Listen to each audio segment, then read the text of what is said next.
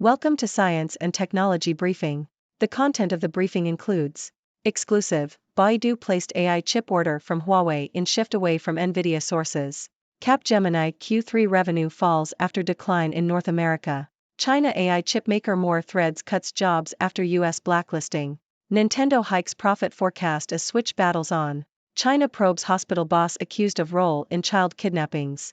Exclusive, Baidu placed AI chip order from Huawei in shift away from Nvidia sources. Reuters. Chinese AI firm Baidu has reportedly ordered 1,600 artificial intelligence chips from Huawei, as Chinese companies seek alternatives to US chip giant Nvidia. The order, worth approximately 450 million Chinese yuan, $61.83 million, was placed in August ahead of expected tightening of US restrictions on chip exports to China. The Huawei chips, seen as inferior to Nvidia's, were ordered in preparation for the possibility that Nvidia's chips may no longer be available to Chinese firms. Baidu, a longtime client of Nvidia, has also developed its own line of AI chips. Capgemini Q3 revenue falls after decline in North America. Reuters. French IT consulting group Capgemini reported a 1.3% fall in Q3 revenue, including a 4% drop in North America, its second-largest market. The decline was attributed to cost-cutting measures in the U.S. technology market and an unfavorable revenue mix compared to Europe.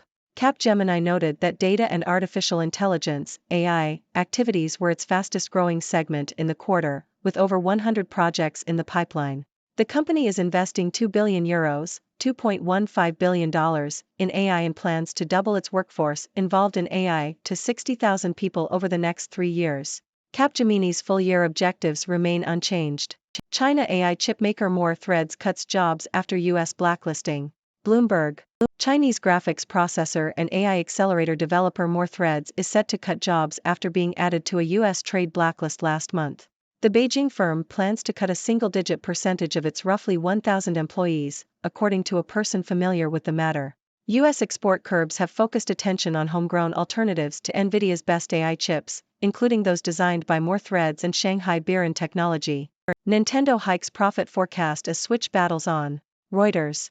Nintendo has raised its operating profit forecast for the current financial year to $3.32 billion, an 11% increase, due to the success of its popular franchises on the Switch console. The company sold 6.84 million Switch units in the first half of the financial year, slightly up from the same period last year. Nintendo's full-year forecast for the console remains at 15 million units, a 16.5% decline from the previous year. The company raised its full-year software forecast by 3% to 185 million units. China probes hospital boss accused of role in child kidnappings. Bloomberg. Chinese authorities are investigating a private hospital in Hubei province after allegations that fake birth certificates were being sold, potentially to cover child trafficking. The Health Commission of the city of Xiangyang said it was contacting people with knowledge of the situation to aid investigations. Birth certificates are required for registering for Hukou, the government system that determines where people live and work. A recent report alleged that intermediaries worked with hospital staff to sell birth certificates and other documents for about $13,190. Intel races to catch rivals as AI boom supercharges chip competition. Nikkei Asia. Intel CEO Pat Gelsinger has said that the company is on track to deliver 5 upgrades to its advanced manufacturing process in 4 years. The company's most advanced chip design, the 18A, will move into the test production phase by Q1 2024. This marks Intel's big bet to reclaim semiconductor manufacturing leadership by 2025. The company will also use this production technology to make chips for outside customers such as Ericsson, instead of using it only for its own products. Intel's biggest rivals, Samsung and TSMC, are also racing to put their own most advanced chips into production in 2025.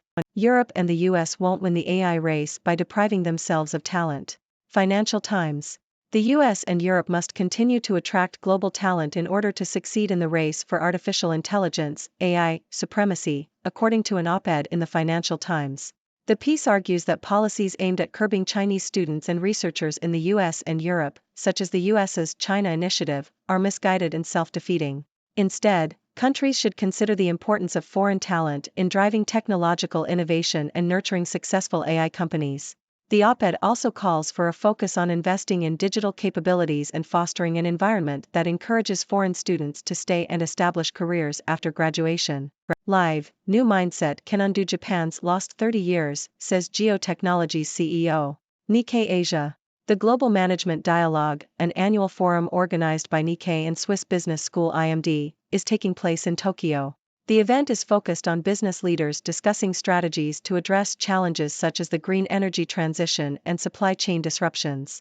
Hiroshige Sugihara, CEO of Geotechnologies, highlighted the need to change the mindset of Japanese workers in order to drive innovation and make up for Japan's lost 30 years.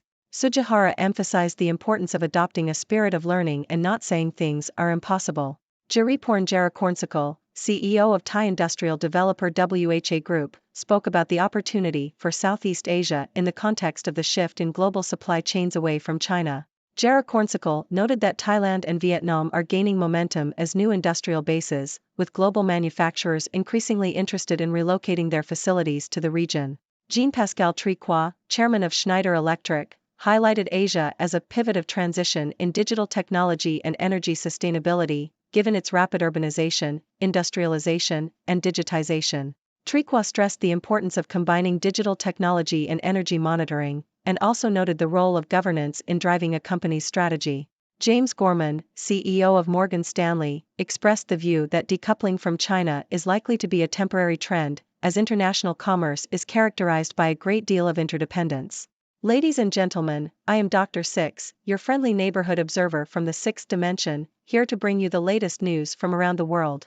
Let's dive right in. First up, we have Baidu, the Chinese AI firm, making a strategic move away from Nvidia by placing an order for AI chips from Huawei. This comes ahead of expected tightening of US restrictions on chip exports to China. While Huawei's chips are seen as inferior to Nvidia's, it seems that Baidu is preparing for a future where Nvidia's chips may no longer be available to Chinese companies. It's a classic case of better safe than sorry. Next, French IT consulting group Capgemini reported a decline in Q3 revenue, with a significant drop in North America. This was attributed to cost-cutting measures in the US technology market. However, the company's data and AI activities are booming, with over 100 projects in the pipeline. Capgemini is investing heavily in AI and plans to double its workforce involved in AI over the next 3 years. It seems like Capgemini is banking on AI to be its knight in shining armor. In other news, Chinese chipmaker More Threads is cutting jobs after being added to a US trade blacklist. This move comes as attention shifts to homegrown alternatives to Nvidia's AI chips. It's a tough situation for More Threads, but hey, when one door closes, another one opens, right? Moving on to the gaming world, Nintendo is hiking its profit forecast thanks to the success of its popular franchises on the Switch console. While the company's full-year forecast for console sales is lower than last year, it's still a solid performance. Looks like Mario and Zelda are still going strong. Now, let's talk about a serious matter. Chinese authorities are investigating a hospital in Hubei province over allegations of child trafficking.